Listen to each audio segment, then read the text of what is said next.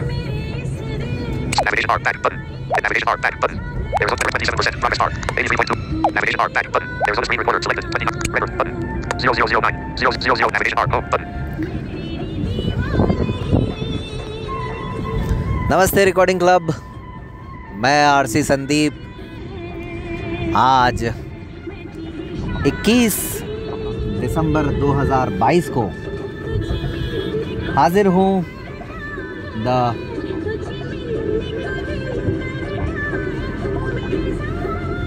Story of recording club part 201 लेकर के। आज की कहानी जो लोग सुन रहे हैं उनको बता दूं कि कल यानी 20 दिसंबर 2022 को जो 200वां एपिसोड था वो लगभग 200 मिनट का था। यही ख़ास बात थी उसकी।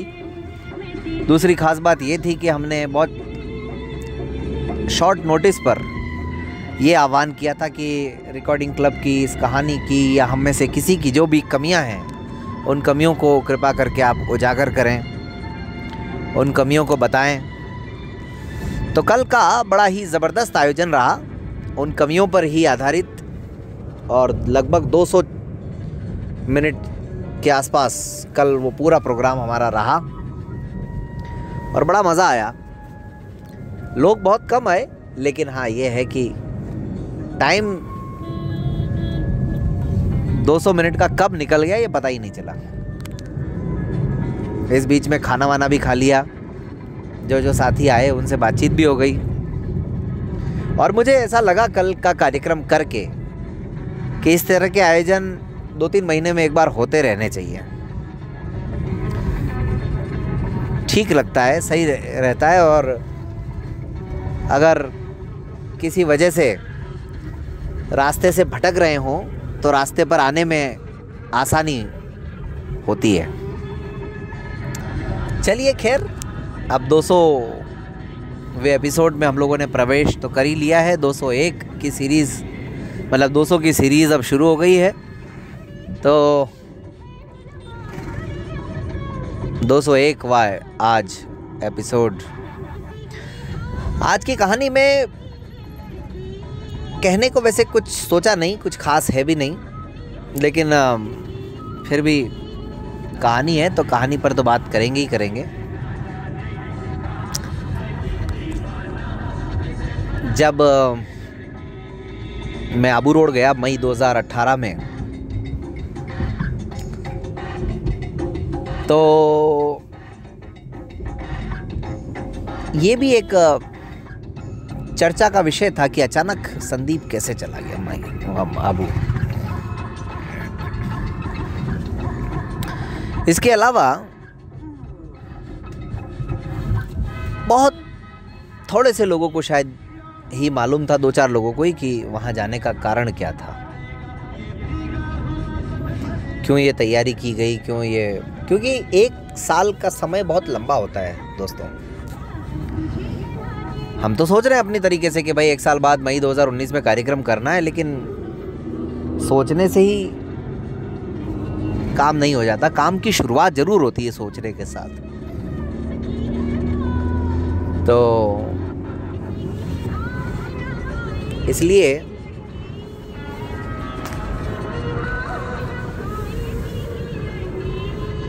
वहाँ से लौटने के बाद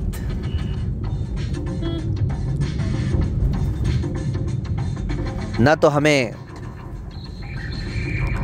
बीके का ही कुछ अता पता था और ना ही उस कन्वेंशन का कुछ अता पता था। बस वहाँ गए, वहाँ से आने के बाद, और ना ही, सबसे बड़ी बात यह कि ना ही मैं सीधे तौर पर वहाँ के किसी व्यक्ति के संपर्क में था।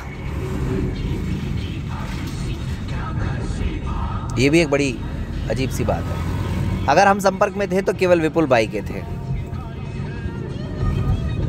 और विपुल भाई कभी कभी तय यही हुआ था कि जाएंगे और पता लगा के अपने अपने तरीके से इस गतिविधि को आगे बढ़ाएंगे, सफल बनाएंगे।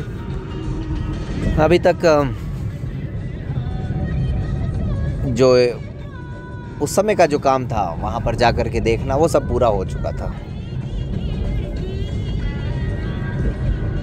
अब जब जून 2018 में प्रवेश किया हम लोगों ने, तो यहाँ से बहुत सारी घटनाएं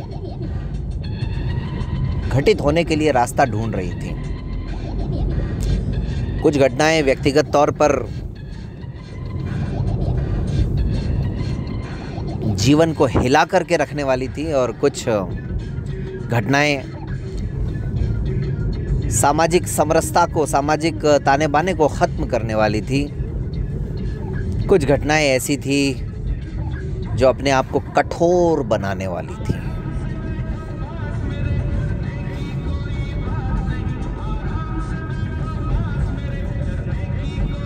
फिलहाल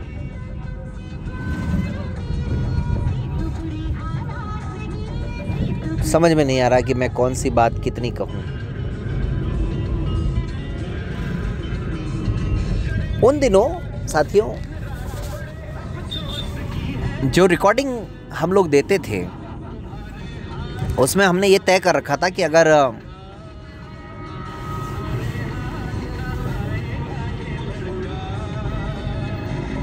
सौ पेज तक की बुक है तो इतने रुपए, यानी 50 रुपये, और 100 रुपये मेनली 2-3 ही कैटेगरी थी, 20, 50 और 100 शायद ऐसा कुछ था। 50 पेज तक की बुक है तो 20 रुपये, 200 पेज तक की है तो 100 रुपये, और 500 पेज तक की है तो 50 रुपये 200 पेज तक की, और 500 पेज तक की है तो 100 रुपये। ऐसी कुछ कैटेगरीज थी 3। और उन्हीं दिनों में किसी एक लड़के का फ़ोन आया कि एमए की रिकॉर्डिंग चाहिए, ये वो। मैंने कहा दे देंगे। मुझे नहीं पता था कि उसके दिमाग में कुछ और चल रहा है।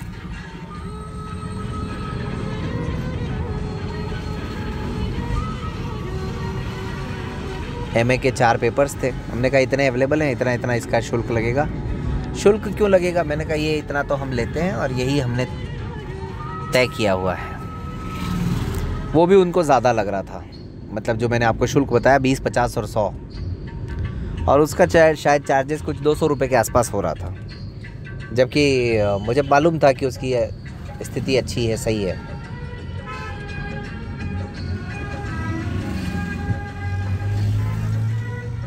ये शायद फरवरी मार्च की घटना रही होगी या और पहले की रही होगी, पता नहीं, लेकिन मुझे ठीक से ये, लेकिन उन्हीं दिनों में अप्रैल 2018 में एक मीटिंग हुई कहीं पर, किसी जगह पर, और उस मीटिंग में तमाम तरह के आरोप, तमाम तरह के एलिगेशंस लगाए गए। किसी को रिकॉर्डिंग क्लब से मतलब नहीं था, किसी को रिकॉर्डिंग क्लब में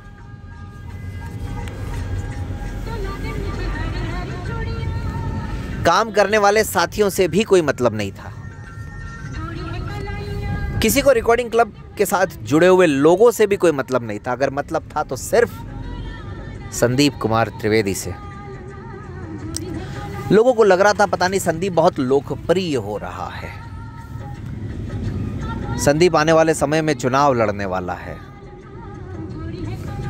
संदीप आने वाले समय में हमसे ऊपर निकल जाएगा, हमसे आगे बढ़ जाएगा। लेकिन हम जब किसी से प्रतिस्पर्धा करते हैं तो अनावश्यक हम इतने व्यक्तिगत हो जाते हैं कि हम अपनी काबिलियत को जानबूझ करके बढ़ाने लगते हैं और सामने वाले की गिराने लगते हैं। सामान्य सी बात है, होता यही है, सभी जानते हैं आप लोग, इसमें कोई नया सिद्धांत है नहीं भाई। जहाँ तक रही आगे बढ़ने की बात, तो संदीप ऑलरेडी सीनियर है तो सीनियर ही रहेगा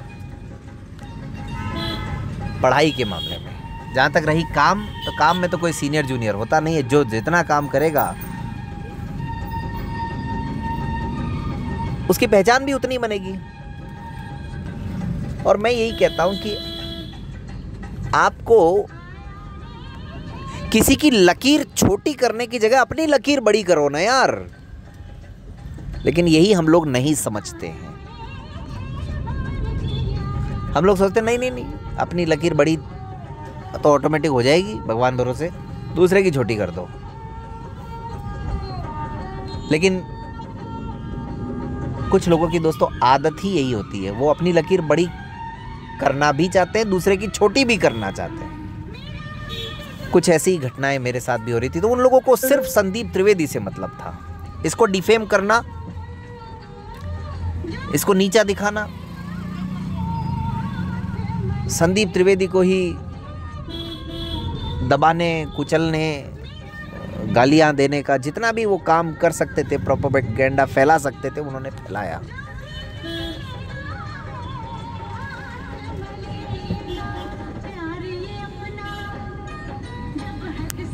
लेकिन फिर भी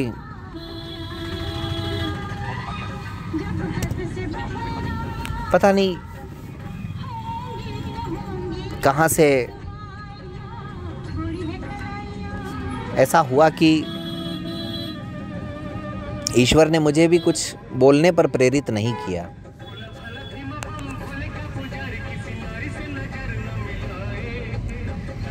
पता नहीं क्या रहा कि ये सारी बातें मुझ तक भी पहुंच रही थी और मैं सिर्फ यही सोच रहा था कि अपना काम करना है, अपना काम करना है, अपना काम करना है, अपना काम करना है, बस जो बोल रहा है बोलने दिया जाए। और कुछ लोगों पर भरोसा था मुझे, मुख्य रूप से कहूँ तो 2 लोगों पर भरोसा था कि भाई ये 2 लोग तो कम से कम इन लोगों के बीच के हैं जो ऐसी बातें कर रहे हैं, और ये 2 लोग सच को सच और गलत को गलत कहेंगे। लेकिन यही मेरी सबसे बड़ी गलती थी। आज मैं महसूस कर रहा हूँ इस बात को। कल कमियों वाले कार्यक्रम में भी आप लोग सुन रहे थे बहुत सारी बातें कि ऐसा था, वैसा था, वो लोग थे, ये थे, वो थे। लेकिन बस जो लोग केवल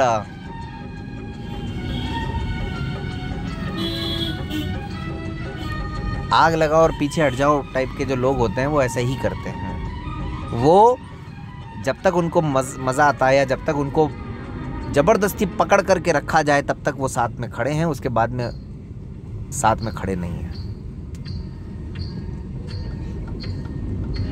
चलिए साथ में खड़े नहीं भी हों कोई दिक्कत नहीं है, लेकिन कम से कम उनके मुंह से सहानुभूति का एक शब्द तक नहीं निकलता है। सम्मान और सहयोग ये सब तो छोड़ ही दीजिए, सहानुभूति तक का भी शब्द नहीं निकलता है। तो उस दौरान 2 लोगों पर भरोसा था, उन्होंने कुछ नहीं किया, वो केवल और केवल धृतराष्ट्र बने रहे।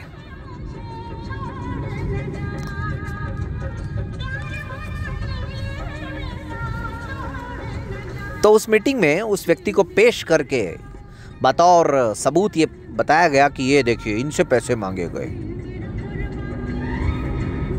और उस मीटिंग में किसी कारण से मैं शामिल नहीं था। अप्रैल 2018 में वो मीटिंग हुई, लेकिन मैं उसमें शामिल नहीं हुआ। पता नहीं या तो जानबूझ करके नहीं हुआ था या कहीं और व्यस्त था, जो भी रहा, कोई ना कोई कारण रहा होगा। बाद में पता चला ऐसा हुआ वैसा हुआ। उस समय बात इसी पर समाप्त हुई कि कमेटी बनाएंगे, ये कमेटी चेक करेगी, ये करेगी, वो करेगी। हालांकि कमेटी आज तक कोई आई नहीं मेरे पास। अप्रैल निकल गया और उन्हीं दिनों में मैंने तो अपनी तरफ से 2 साल के कार्यक्रम की तैयारियां शुरू कर दी, इस बात की परवाह किए बिना। कवि सम्मेलन की तैयारी की, कवि सम्मेलन किया भी, हुआ भी कवि सम्मेलन, उसके बाद मैं आबू भी गया, सब कुछ हुआ।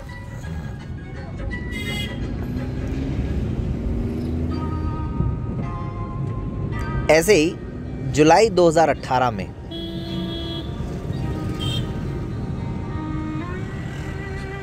इस अप्रैल से इस जुलाई तक ये पूरा विवाद चरमोत्कर्ष पर था, चरम सीमा पर था। आप कल्पना कीजिए साथियों, आप मर्जी जितनी किसी को गालियां दे दीजिए, आप मर्जी जितनी किसी की बुराई कर लीजिए, लेकिन आप कल्पना करके देखिए एक ऐसा व्यक्ति जिसको उसके 10-10 साल जूनियर बच्चे भी सार्वजनिक मंचों पर डिफेम करने की कोशिश कर रहे हैं, सार्वजनिक मंचों पर अनर्गल बकवास करने की कोशिश, जिनका कोई वजूद नहीं है, जिनकी कोई औकात नहीं है। माफ़ कीजिएगा मुझे ऐसे शब्द बोलने पड़ रहे हैं, लेकिन ये मैं आज बोल रहा हूँ इतने सालों बाद। हालांकि आज उन बच्चों को भी एहसास है, उन सबको भी, कि हाँ हम गलत थे। एक आध को नहीं होगा तो नहीं होगा, ज़्यादातर को तो एहसास है। और ये तो खैर परिस्थितियाँ 2018 में ही स्पष्ट हो गई थी कि संदीप कितना गलत था, संदीप कितना सही था।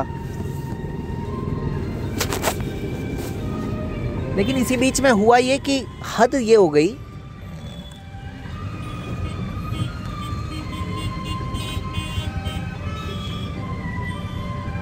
कि 2018 में जून में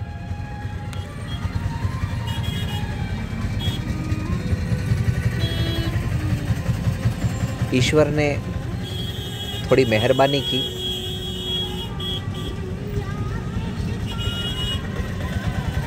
और एक खुशी जिसकी चाहत थी बहुत समय से वो दी। और मैं बहुत खुश था, इन सब बातों को भूल करके मैं सचमुच बहुत खुश था।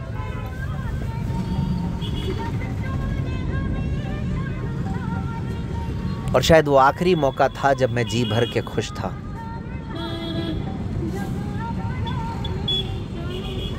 उसके बाद तो मैं सिर्फ लोगों के लिए ही खुश होता हूँ, लेकिन तब मैं दिल से खुश था। लेकिन हद ये हो गई साथियों कि जुलाई आते आते ईश्वर ने वो खुशी वापस छीन ली। और कल्पना कीजिए, यूजीसी नेट का एग्ज़ाम जुलाई में, इधर हॉस्पिटल में मेरा कोई अपना ज़िंदगी और मौत से जूझ रहा था।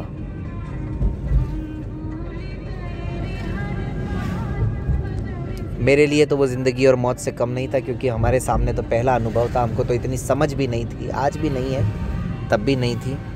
जो लोग अनुभवी होंगे उनको लगता होगा कि कोई ख़ास बात नहीं थी, लेकिन मेरा अपना, फिर भी आज एक छोटी सी चोट भी किसी को लग जाती है तो हम कितने अपने परिवार में कितने प्रभावित हो जाते हैं।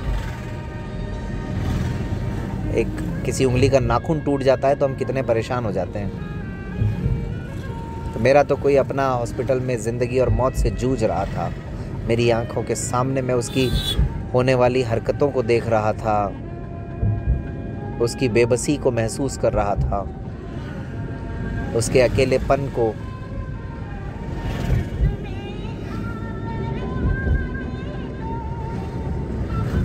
दुखी वो था, आंसू मेरी आंखों से निकल रहे थे, क्योंकि कभी सपने में ऐसा सोचा नहीं था। और ये जो लोग थे, इस तरह की हरकत करने वाले लोग, उन लोगों ने तो ये हद कर दी कि झूठ मूठ में कुछ लोगों के साइन करवा करके एक एप्लीकेशन तक लिख करके मेरे प्रति यहाँ वहाँ देना शुरू कर दिया। मैं क्या कहूँ इस घटना पर, कुछ कहने को तो मैं 50 स्टोरीज़ बना सकता हूँ, लेकिन सिर्फ उद्देश्य इतना सा कहने का है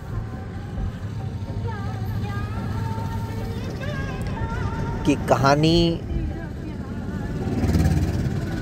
घटनाओं से बनती है और घटनाएं घटित होती हैं तभी कहानी सुनानी पड़ती है। ये क्लब, ये संगठन, ये समूह आज यहाँ तक पहुँचा है, इसीलिए मैंने एक बार लिखा था कि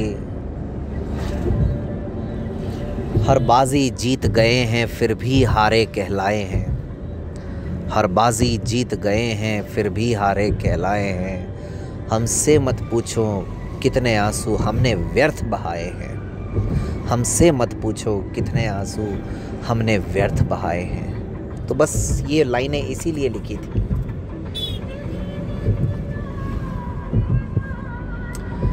और जब वो एप्लीकेशन मुझ तक किसी ने भेजी, मैंने उसको सुना, उस पर उन लोगों तक के साइन थे जिनको मैं कभी बहुत अपना मानता था, जिनसे मुझे उम्मीद नहीं थी। आज वो लोग भले ही झूठ बोलते हों, कुछ भी करते हों कि नहीं नहीं हमने तो साइन किए नहीं, हमारे तो वे नहीं, लेकिन उनकी निगरानी में तो था, उनके नोटिस में तो था, उनकी जानकारी में तो था। और नहीं भी था तो उन्होंने पलट करके एक झापट तक नहीं लगाया कि तुमने मेरे साइन कैसे कर लिए बिना मेरे से पूछे। इसलिए मैं उनको बराबर का कसूरवार मानता हूँ। लेकिन जो भी परिस्थितियाँ थी हॉस्पिटल की, वहाँ से धीरे धीरे थोड़ा सुकून मिला कि चलिए एक खुशी गई है, लेकिन जहाँ से खुशियाँ और गम जुड़े हुए हैं वो स्रोत अभी है हमारे बीच। तो इसीलिए अपने आप को संभाला। और ये जो आज लोग आत्महत्या की बातें करते हैं, दुनिया भर की बातें करते हैं, हमको सिर्फ वो चीज़ें दिखती हैं जो हमारे सामने आती है, लेकिन ऐसे हमारे बीच में भी कई लोग हो सकते हैं जो ऐसी परिस्थितियों से कभी गुजरे हों, लेकिन संभालना पड़ता है, खुद को जीना पड़ता है। और उसके बावजूद भी अंत में आज की इस कहानी में एक बड़ी बात कह के जा रहा हूँ, बाकी तो अगली कहानी में बात करेंगे।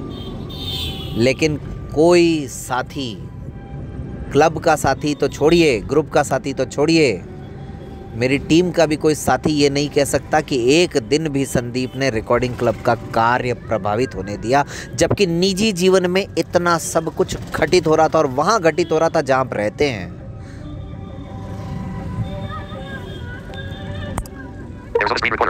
तो बस आज कहानी में इतना ही। आज की कहानी आप लोगों को समझ में नहीं आई, लेकिन जो भी है दिल की बातें हैं, दिल से सुनिएगा और भूल जाइएगा। अच्छी लगे तो याद रखिएगा। कल फिर हाजिर होऊंगा, कुछ और आगे की बातें करेंगे, इससे मिलती जुलती कुछ और बातें करेंगे एपिसोड नंबर 202 में। धन्यवाद।